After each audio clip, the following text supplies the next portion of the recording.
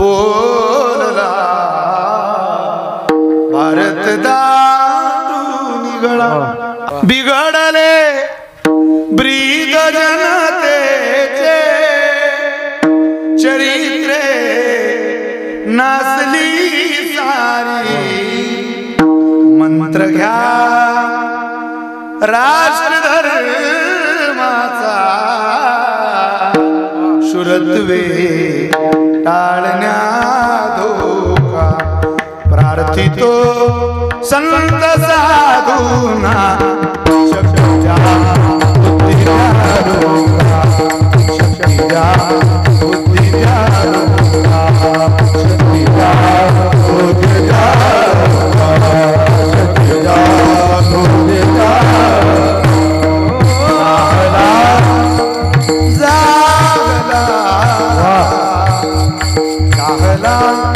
देश दुर्बल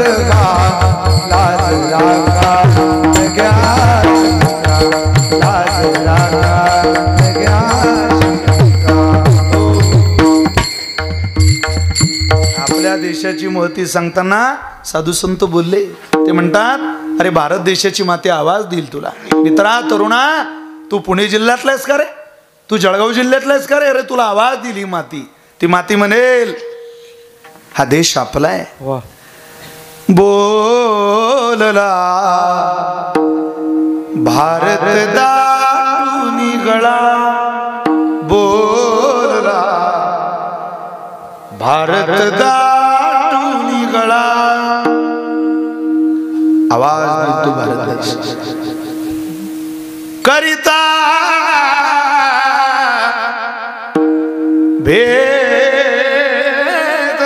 असा का सगळा बोलला भारत दाटून निघाला आवाज देतो देश आपल्याला आहोत कुठे आपण काय करतोय सगळं बिघडलंय महाराज तुम्ही तो शकुन वाचा त्या शकुनामध्ये महाराजांनी केलेलं वर्णन आहे आयुष्य कमी झालं याचं वाईट वाटत नाही उंची कमी झाली त्याचं वाईट वाटत नाही पण कलियुगात पृथ्वीमध्ये दादा एक अद्भुत होईल बहीण भावा दोघा जणांचा विवाह लागेल 5 वर्षाची कन्या दादा व्रतार मागेल 6 वर्षाची कन्या गर्भीण राहील ऐका या कलियुगाची थोरी पुत्र तो होईल पित्याचा वैरी प्रतारा सोडून घरोघर फिरतील ऐसा शकुन दादा ऐका निर्धार निर्गुण निराकार दादा माहूर माझे गाव निर्गुण निराकार दादा माहूर माझे गाव शकुन जकुन जकुन सांगावया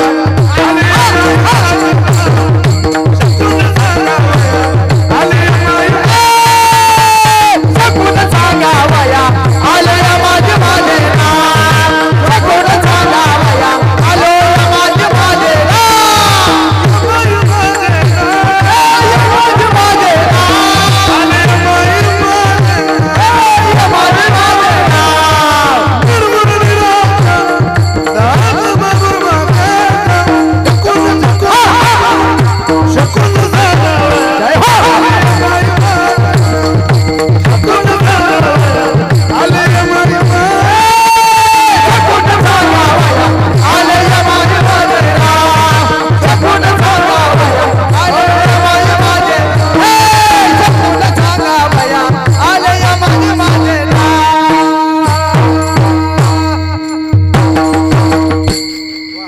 शकुन आहे महाराजांनी केलेलं वर्णन आहे संतांनी वर्तमान भूत भविष्य या जगाचं आपल्याला सांगितलं आपलं दुर्लक्ष आहे त्याकडे त्यात संतांची काही चूक आता कर्म कोणाला शिकवावी ते प्रत्येकाला कर्मच सांगायची गरज आहे या कलियुगामध्ये भयावह परिस्थिती निर्माण होणार आहे तिथं तुकोबर म्हटले द्विधा मनस्थितीत अडकलेल्या लोकांना आम्हालाच बाहेर काढावं लागेल आता तुम्ही जर एखाद्या छोट्या पोरांना विचारला तर छोटे छोटे पोरं यांना विचारलं का रे बाबू देवानं पाय कशा करता दिले, तो म्हणले एक किक मारायला आणि दुसरा गेअर टाकायला, याच्या पलीकडे पाय देईल कशा करता देईल.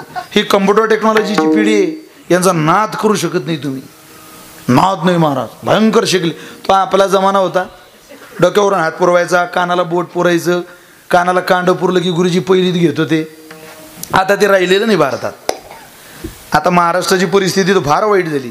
ते सकाळी सकाळी पहाटे ते पोरं जाताना वाकून जाणारी पोरं पाहिले की असं वाटतं आपल्या देशात काय हमालाची पिढी घडवायची की चांगले क्लास 1 अधिकारी घडवायचे. अहो इतकं ओझ त्या पोराला सहन होईना महाराष्ट्र, इतकं ओझ, पण तरी ती शार्प पिढी घडते. काय बोलतील ते. एक मला म्हटलं तुम्ही महाराज दिसता, म्हटलं तुला वाटत नाही का भाऊ, बोलायला फार हुशार ते. तो म्हटले तुम्हाला एक गंमत सांगू का, म्हटलं काय रे, म्हटलं माझ्या पप्पांनी माझ्या मम्मीच्या गालावरची पप्पी घेतली. हे जसं ऐकून तुम्हाला माझा राग येतोय तसा मला त्याचा आला होता. म्हटलं मूर्खा तुला काही कळतं, असं बोलायचं नाही. कम्प्युटर टेक्नॉलॉजीची पिढी ती. मी त्याच्या वडिलांकडे गेलो, अरे म्हटलं काय बोलतं हे पोरग. तो म्हटलं काय, म्हटलं अरे म्हटलं हा, म्हटलं असं असं. मूर्ख हो म्हणे तो, त्याच्या नादाला लागू नका. म्हटलं कसं झालं. अहो म्हणे आम्ही दोघंही नोकरीला आहे, ती नोकरीला आहे मी नोकरीला आहे. बरं मग आम्ही 12 वाजता घराच्या बाहेर पडतो, आमची ड्युटी 12ला आहे. बरं 12ला ड्युटी असल्यामुळे हा रडतो, याची शाळा 1 वाजता भरते. 1ला याला शाळेत जायचं असतं, आई चालली बाबा चालले, पोराला तासभर बापाच्या नाईच्या गैरहजेरीत घरी राहावं लागतं. पोरगा ऐकत नाही. मग आम्ही त्याला हसवत, आम्ही त्याला खेळवत घराच्या बाहेर पडतो. म्हणजे काही नाही महाराज, त्याला दरवाजात उभं करायचं, तिकडून ती होते इकडून मी. आम्ही दोघांनी ओराबाई कोणी गाल त्याची वाटून घेतली. उजवा गाल पप्पाचा आणि डावा गाल मम्मीचा. आज मला जरा गडबडीत घराच्या बाहेर निघताना उशीर झाला. गडबडीत मी माझ्या उजव्या गालावरची पप्पी न घेता चुकून डाव्या गालावरची पप्पी घेतली. ती या काट्याने अख्ख्या गल्लीत बोबाटा केला म्हणे, पप्पांनी मम्मीच्या गालाची पप्पी घेतली, पप्पांनी मम्मीच्या गालाची पप्पी घेतली. असं होतं ते. तुमच्या डोक्यात आलं तसं काही नव्हतं त्यात, पण पोरं सांगतोय मी तुम्हाला, लेकर कल्पनेच्या बाहेरची. नाद करू शकत नाही तुम्ही त्यांचा. तिथं कर्माची शिकवण पोरांना द्यायची. मी शिक्षकी पेशातला मनुष्य आहे. मला चांगलं आठवतं, मी DEDला असताना इंटर्नशिप लागू होती, 6 महिन्याचं ट्रेनिंग होतं शिक्षकाला. मग त्यावेळेला मेसचं जेवण जेवण जेवण कंटाळा आलेला. मेसचं जेवण म्हणजे फारच विचित्र. त्याने तोंड काय सोलतं, अपचन काय होतं, फारच. मी ते जेवलोय स्वतः. तो 2-2.5 वर्षाच्या कालावधीत मी एक बी चांगलं लग्न सोडलं नाही. आपलं लग्न पाहून मंडपात शिरायचं. 2-2.5 वर्ष चांगला आनंद. श्राद्ध जेवलो, पिंडदान जेवलो, तिरवी जेवलो, सगळंच. तुम्हाला काय सांगावं आता. ते मेसचं जेवण जेवण जेवण कंटाळा आलेला. एका पोराला ते सोनारी नावाच्या गावात मी म्हटलं का रे बाळा तो डबा आणलाय का. तो म्हणे आणलाय, आण बरं इकडे. त्यानं माझ्याजवळ डबा आणला. साजूक तुपात भिजलेली पुरणाची पोळी होती त्यात. अरे म्हटलं छान आहे गड्या पुरणपोळी, मला आवडते ती. तो म्हणे तुम्हाला आवडते तर खा. मी पुरणपोळीचा तुकडा तोडला आणि तोंडात घातला. अरे म्हटलं किती छान बनवली रे तुझ्या आईने, असं वाटते पूर्ण संपवून टाकावी. तो म्हणे खाऊन घ्या ना मग. पण म्हटलं तुला जर कोणी घरी विचारलं डबा कोणी खाल्ला, तो मी खाऊ म्हणे, मी सांगेल कुत्र्याने खाल्ला.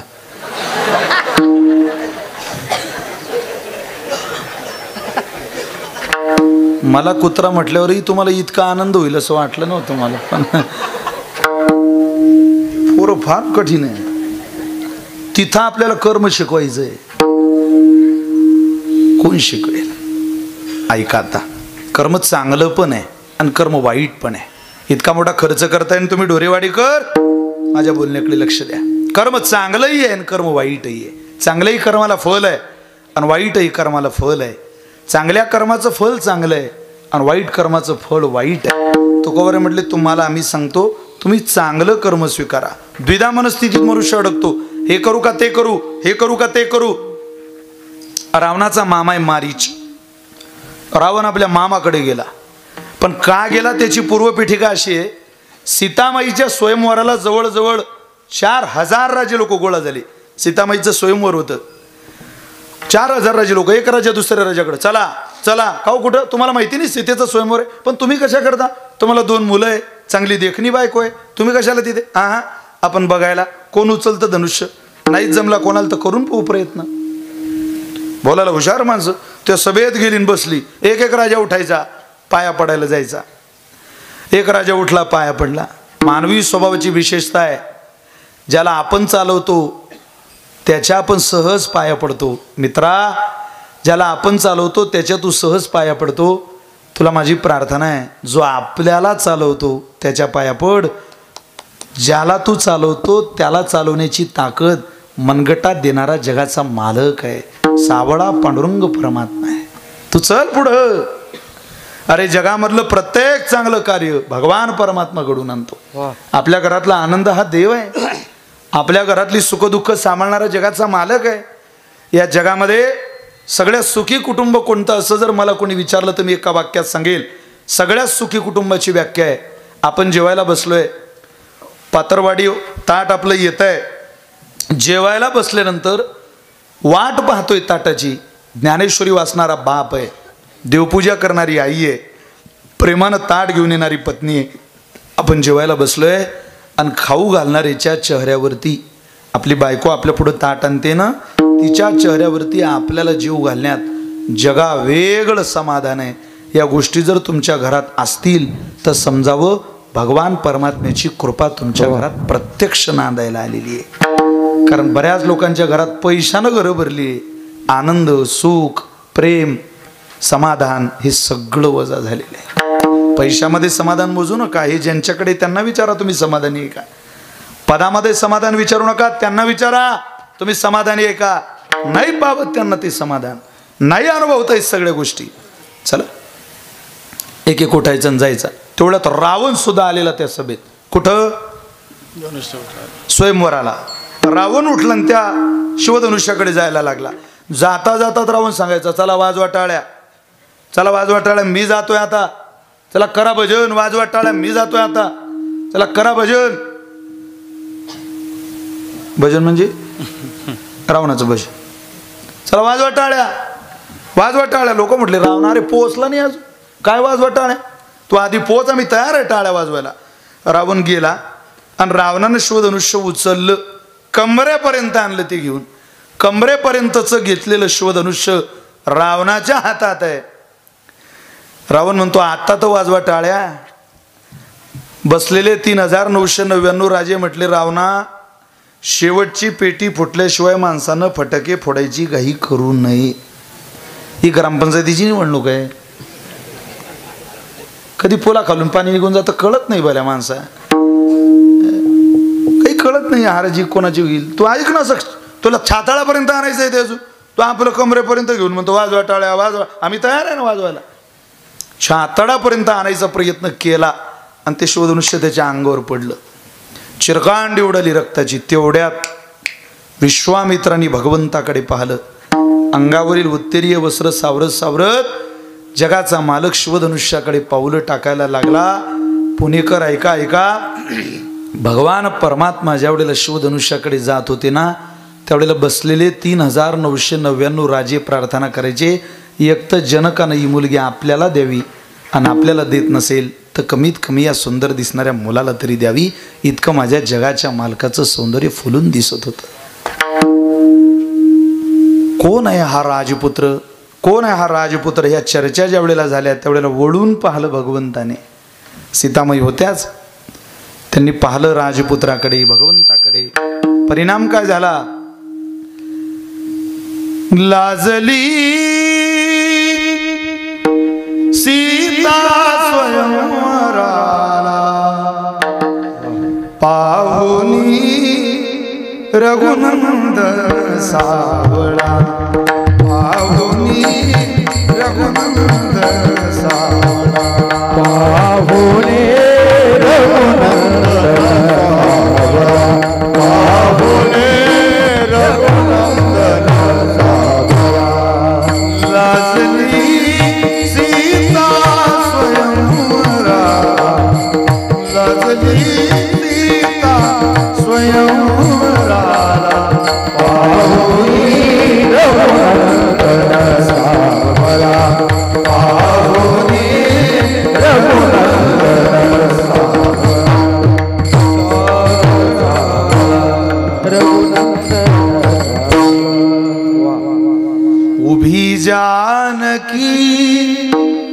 जनकाजवळी. ती जनकराच्या जवळ उभी आहे आणि हसली. तिनं पाहिलं तो रघुनंदन अर्थात हा अयोध्येचा राजपुत्र असावा. भगवंत जवळ गेले. तुम्ही सूक्ष्म ऐकताय बारकाईनं ऐकताय का? ज्या वेळेला भगवंतानं हात दिला आणि रावणाला उठवलं, उपकार करणाराही रावणाला अपकारी वाटला आणि तो बदला काढण्याकरता रावणानं बरेच प्रयत्न केले. तिथून पुढचे प्रयत्न, त्यातला एक प्रयत्न मला इथे सांगायचा आहे जो माझ्या अभंगाकरता मला आज उपयोगाचा आहे. भगवंताचा सुडाचा बदला घेण्याकरता त्याच्या पत्नीलाच आणायचं याकरता रावण आपल्या मामाकडे गेला. रावण मामाला म्हणतो, मामा तुम्ही हरिण बना. कशा करता रे? मला त्या सीतेला पकडायचंय. नादाला लागू नको रावणा, ती सहन करणारी बाई आहे. सहन करणाऱ्याच्या नादाला लागू नये. सहन करणारी माणसं समोरच्याचं जीवन उद्ध्वस्त करून टाकतात. परविया नारी आणि परधन हे नको मनावरी येऊ देऊ. ऐसिया कृपेची बाकी तो करुणा आहे सितो राणा उदाराचा. तू आई बाबा सहन करणारी माणसं समोरच्याला टिकू देत नाही. मी एका लोहाराच्या दुकानाच्या उद्घाटनाला गेलो. तो लोहार दादा म्हटला, महाराज करा पूजा. हात आरतीचं ताट हातात घेतलं, हळद अक्षत कुंकू हातात घेतलं, लावायला लागलो, हार घालायला लागलो. कशाला लावू कुंकू? घन नवीन आहे, हातोडी नवीन आहे, भाता नवीन आहे, छन्या नवीन आहे, चिमटे नवीन आहे. कशाला लावू रे बाबा? म्हटलं येत नवीन दिसणाऱ्या वस्तूला लावू नका. मग ती जी आयरन दिसते तिला तुम्ही तिलक करा, तिला तुम्ही कुंकू लावा. अरे म्हटलं जुनी आहे, माझ्या आजीची साहेब. महाराज आजोबाची माझ्या आजोबाने हीच आयरन वापरली, आमच्या बापाने हीच आयरन वापरली आणि मी सुद्धा हीच आयरन वापरतोय. पण या आयरनीवर घाव करणारे अनेक घन बदलले. आयरनीवर घाव करणाऱ्या अनेक हातोळ्या आम्ही बदलल्या. आयरनीवर तापून वस्तू ठेवणारे अनेक बाते बदलले, अनेक चिमट्या आम्ही बदलले. पण सहन करणारी आयरन जशीच्या तशी आहे. सहन करणारीचा नाद, सहन करणाऱ्याचा नाद करू नये. ज्यानं कष्टानं आपल्या मनगटानं डोंगर उभा केलाय, कष्टानं मेहनतीनं जिद्दीनं उमेदीनं अभ्यासानं हे सगळं मिळवलंय, त्याच्या नादाला लागू नका. त्याची निंदा करू नका, त्याचा विरोध करू नका. तुम्ही जो विरोध करताय हा दररोज जेवणासोबत खाल्लाय त्यांनी शेकडो वर्ष. तुमच्या विरोधात थांबणार नाही. तो करायचा असेल तर हेवा करा त्याचा. त्याच्या हेवेपोटी त्याच्या अभ्यासाला त्याच्या कष्टाला हेवा समजा. सायास करा तेवढे प्रयत्न करून आपण जर यशोशिखर गाठायचं ठरवलं तर भगवंताची कृपा होईल आणि त्याच्यासारखं यश देव तुमच्या सुद्धा पदरात घालेल. पण तुम्हाला कोणाचा तिरस्कार करून ते सगळं मिळवता येणार नाही. सहन करणारी माणसं मोठी असतात. कीर्तनाला जेवढी तरुण मंडळी बसली ना त्यांना माझी हात जोडून प्रार्थना आहे. कीर्तन हे परिवर्तनाचं माध्यम आहे. काय तुम्हाला चांगलं स्वीकारता येतं मित्र हो, इथून घेऊन जा घरी. हे चांगलं शिकवणारं माध्यम आहे. तुमच्या गळ्यातून 50 फुटावर एकदा चांदीची तुम्हाला आवडेल ती पांडुरंगाची मूर्ती असू द्या, ज्ञानोबरींची असू द्या, आवडतं ना आपल्याला, मग एखादी तुळशीची माळ गळ्यात घाला, पंढरीची वारी करा, आळंदीला या, ग्रंथ वाचा, बापाला आईला आनंद होईल. असं चांगुलपणातलं आयुष्य आपण सगळ्यांनी जगा. मला असं वाटतं माणसाने परमार्थ आई करता आणि बापा करता करावा. आपले आई वडील आपल्याकडे पाहतात, समाधानानं जीवन जगतात. परमार्थ करणाऱ्याची, साधना करणाऱ्याची, उपासना करणाऱ्याची पोरं आनंद व्यक्त करतात. महाराज तो आनंद आपल्या आई वडिलांना जरा उपभोगू द्या. रावणाला मारीच मामा सांगताय, रावणा सहन करणारी स्त्री आहे ती. तिचा बाप मिथिलेचा राजा आहे, तिचा सासरा अयोध्येचा राजा आहे आणि तिचा मालक ब्रह्मांडाचा धनी आहे. तरी दगडाच्या वस्तीवर झोपायला आली रे ती वनात. तिचा नाद करू नको, तिच्या नादाला लावू नको, ती आपली माय आहे रे. ऐकलं नाही रावणाने. तलवार काढली आणि वरती केली. खाली तलवार येईल तोपर्यंत सांगा मामा तुम्हाला हरिण बनायचं की नाही. आत्ता मारीच्याच्या जीवनातला प्रसंग आहे. झालो हरण तरी मरण, नाही झालो हरण तरी मरण. पण झालो हरण तर मारतो राम, आणि नाही झालो हरण तर मारतो रावण. रावणाच्या हातून मरून नरकात खितपत पडल्यापेक्षा प्रभू श्रीरामाच्या हातून मरून मुक्ती घेतलेली बरी. हे जीवनातलं उत्तम कर्म आहे. कर्म चांगलंही आहे आणि कर्म वाईटही आहे. वाईट कर्म करून मला नरक आहे आणि चांगलं कर्म करून परमात्मा आहे. व वाईट कर्म करून नरकात सडल्यापेक्षा चांगलं कर्म स्वीकारूया ना, हाच विचार तुकोबबार आहे. आपल्या गडी उतरवण्याचं काम करतात. सेवेला निवडलेल्या अभंगाच्या पहिल्या चरणात कारण ते हेची करा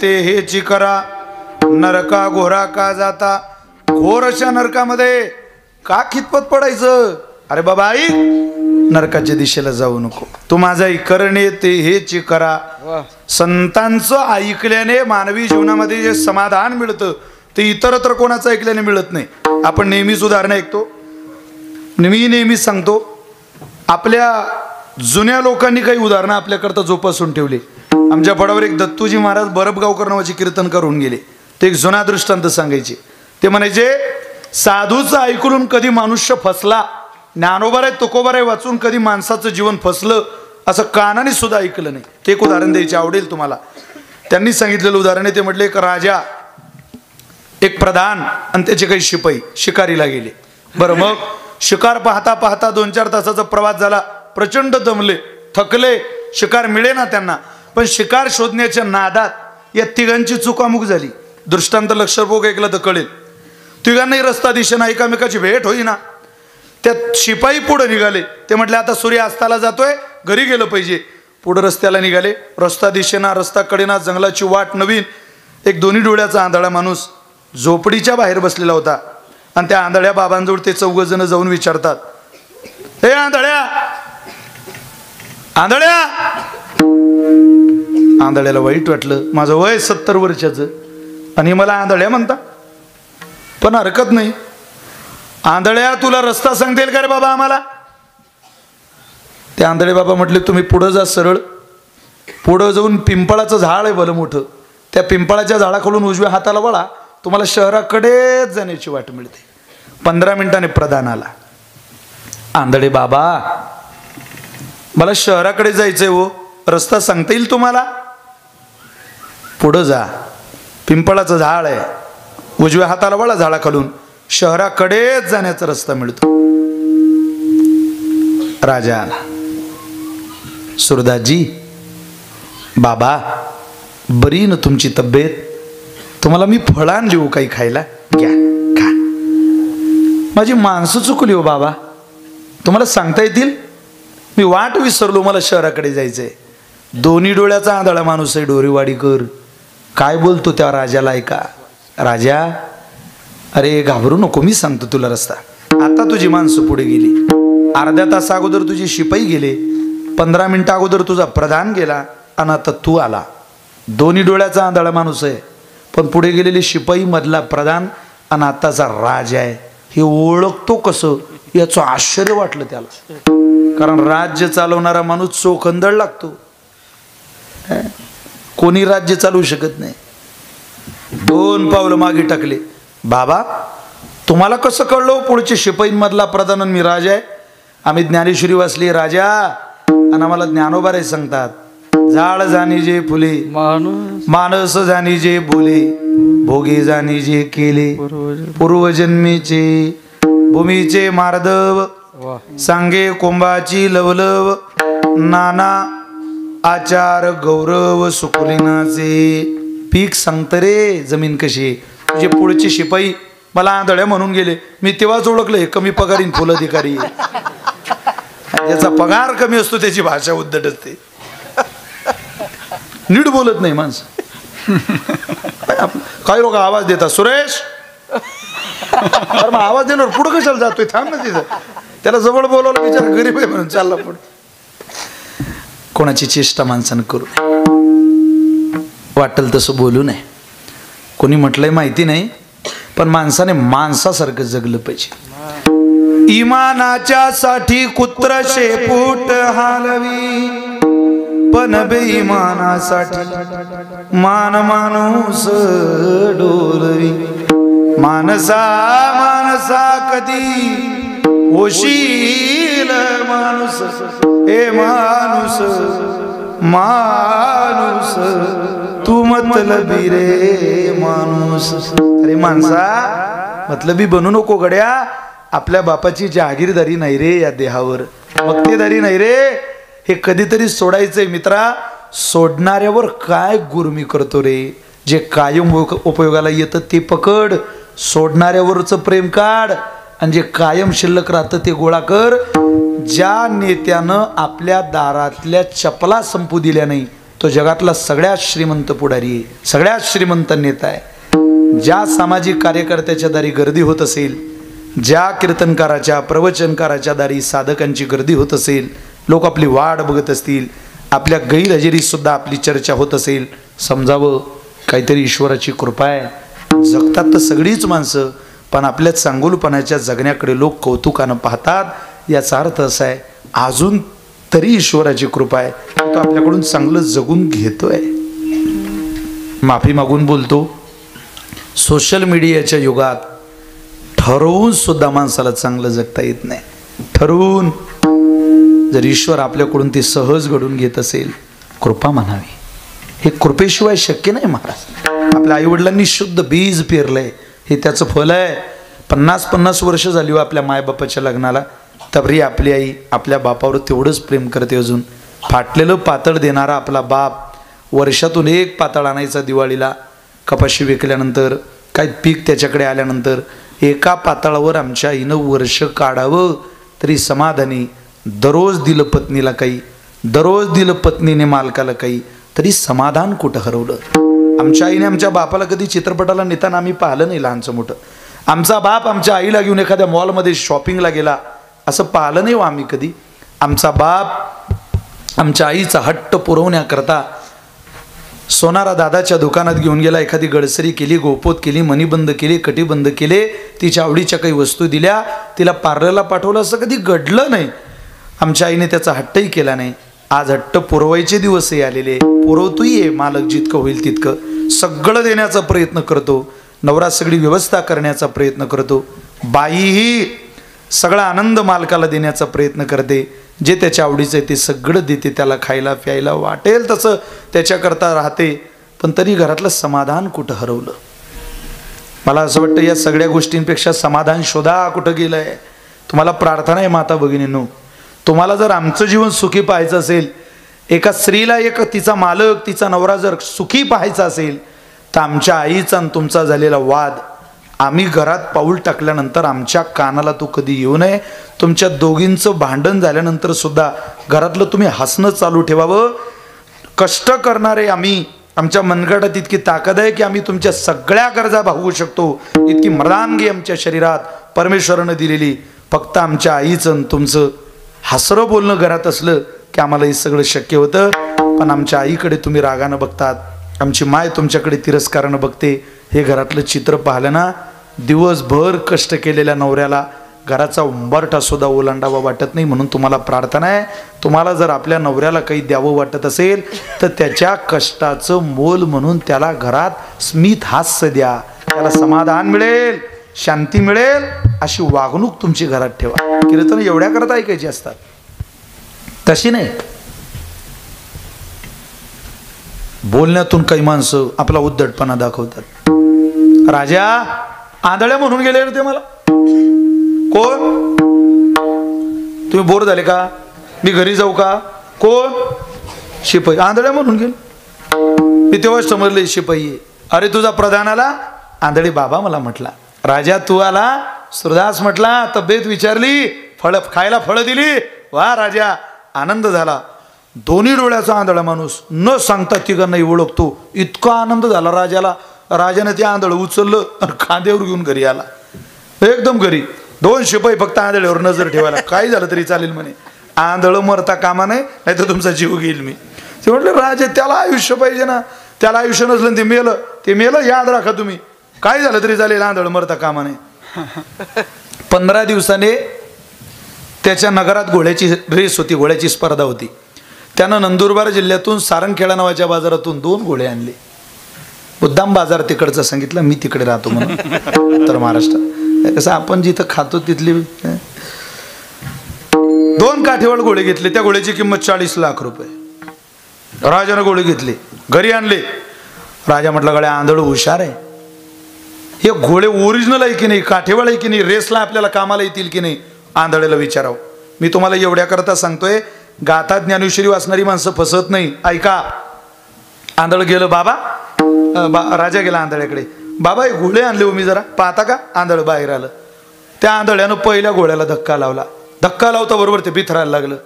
दुसऱ्या घोड्याला धक्का लावला, ते जागचं हलत नव्हतं महाराज, पाठीवून पोटावून. आंधळ म्हटलं राजा एकच घोडं घे, या घोड्यापेक्षा गध परवडलं. हे वरातीचं घोडं आहे, हे बहुतेक वरातीचं घोडं असावं, ते रेसला आपल्याला कामाला येणार नाही. यात काही राम राहिलेला नाही, राजा एकच घे. राजाला वाटलं म्हाताऱ्याला, या आंधळ्याला घोड्यातलं कळतं. बाबा तुम्हाला कसं कळलं हो घोड्यातलं? थाप टाकत जम, तुम्हाला कसं कळलं? आंधळे बाबा म्हटले राजा मी गाथा वाचलाय, म्हणजे गाथ्यात ते लिहिलंय हो हो, तेजा इशारीती तट्टू फोपावर येती, धक्का लावला की जनावर कळतं. ऐका, कीर्तन ऐकून फसतील असं शक्य झालं नाही. तुकोबारे वाचणारी माणसं फसली. पारमार्थात जाऊ द्या, व्यवहारात तुकोबारे फसू देत नाही. PhD झालेले नाही. माझ्या जगद्गुरु तुकोबाऱ्यांनी घोड्याची परीक्षा केली. राजाला इतका आनंद झाला, 20 लाख रुपये वाचले.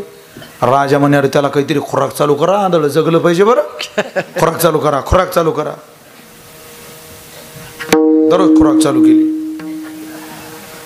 दूध दूध 1 ग्लास दूध, हाताकडे जाऊ नका. दररोज 1 ग्लास दूध, 1 ग्लास दूध, 1 ग्लास. 15 दिवसांनी एक हिऱ्याचा व्यापारी आला, हिऱ्याचा. तो म्हटला राजा हिरे घेतो का? काय किंमत? म्हटलं 20 लाख रुपयाला एक हिरा. घेतो ना, शौकीन होता तो. किती हिरे आणले? म्हटले 5. 1 कोटी रुपयाला 5 हिरे, 20 लाख रुपयाला एक किंमत, 1 हिरा. व्यवहार ठरला, फक्त 1 कोटी रुपये मोजून द्यायचे होते 5 हिऱ्यांची. राजा म्हटलं हिरे आंधळ्याला दाखवतो गड्या. खोराक लक्षात आहे ना पण तुमच्या ती? 1 ग्लास मागे खोराक पोचली नाही का आपण? 1 ग्लास तुम्ही खालून आवाज येऊ द्या गड्या, मी पुढे जातच नाही त्याच्याशिवाय. 1 ग्लास, हा असं जरा म्हणजे 1 ग्लास दूध.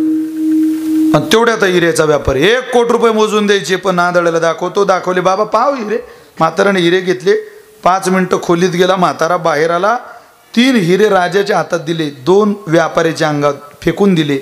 राजा 3च ओरिजिनल आहे, 2 डुप्लिकेट होते. व्यापारी म्हणे राजा 3ही हिरे फुकट देतो, फक्त या आंधळ्याला म्हणा तू ओळखलं कसं ते सांग. तो म्हणे आम्ही गाथा वाचलाय.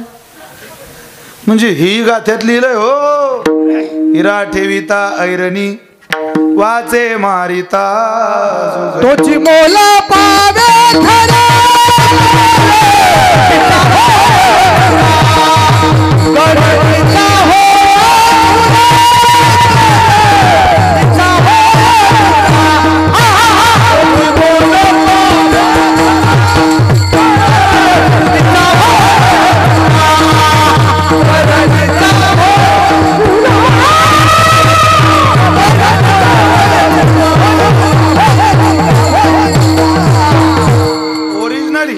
खरे ठेवायचा, वरून घनाचा टोला मारायचा. घनाचा टोला मारला, ओरिजिनल हिरा ऐरणीत तरी जाईल, नाही तर वरच्या घनात तरी जाईल. फुटणे हा हिऱ्याचा स्वभाव नाही. जर ढोरेवाडीकर हिरा फुटला 100% असं समजाव, तुमच्या सासरवाडीने तुम्हाला डुप्लिकेट हिरा दिला, ओरिजिनल हिरा फुटत नाही. इतके पैसे वाचवल्यावर राजा खुश झाला ना. खुराक वाढवा, खुराक वाढवा, खुराक वाढवा. 1 ग्लास दूध होता, ते 4 चमचे तूप घातलं. म्हणजे 1 ग्लास दूध आणि 4 चमचे, 1 ग्लास 4 चमचे तूप. एक शेवटचा व्यापारी आला मोहरा नावाचं रत्न घेऊन. पूर्वी भारतात खूप रत्न होते. शुकाचार्यांनी वर्णन केलं भागवतात. श्री शुकोवाच 17 स्तोनन या कृष्णाय कृतिकिल्बिषः सेमंतकेन मणिना स्वयंमुंदम्य दत्तवान. अनेक मणी होते. आता ते मनीच भारतात राहिलेले नाही. सेमंतक नाही, सूर्यकांत नाही. माता भगिनींना विचारतो, तुम्ही तुमची पोरं छोटी छोटी असताना ती बाई यायची गावात, ती दीठ मणी द्यायची. पोरांना दात यायची, त्यावेळेला मणी द्यायची, दात मणी द्यायची की नाही, म्हणायची की नाही? ते सुया घ्या मणी घ्या,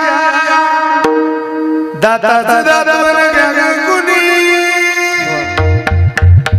दाताचा दात घ्या कुणी, कुंकू घ्या कोणी काळा, कुंकू घ्या कोणी काळा, कुंकू घ्या कोणी काळा बने, कुंकू घ्या कोणी काळा बने, कुंकू घ्या कोणी काळा बने, कुंकू घ्या कोणी काळा बने, दाताचा दात घ्या कुणी, दाताचा दात घ्या कुणी.